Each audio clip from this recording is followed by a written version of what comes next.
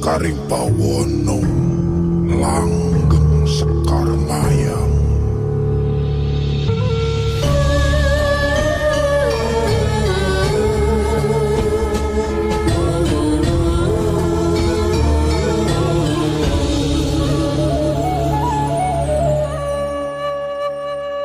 Asma sejati lungguh engkang prayoga ragane arsa tentrem suwun sangoni pasuki ing sambi kala kanthi teguh rahayu slamet raharja.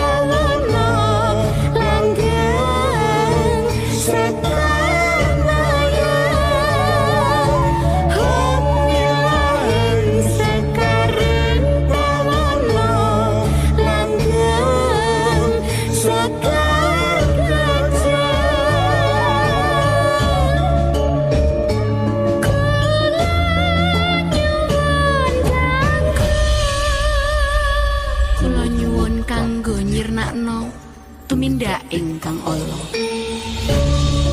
Kun fayakun ragaku gumelar ing jagat, lahirku bareng srengenge, uripku timar sewu. Murukmu biar ana ing tengah jagat, ora ana sing ngalangi, ora ana sing ngungkuli Allah. Urip bulu kulit daging getihku, urip otot balung lan sumsumku, urip tangkena loro pati, urip sak lawasi rahayu. asma sejati lungguh engkang prayoga ragane arsa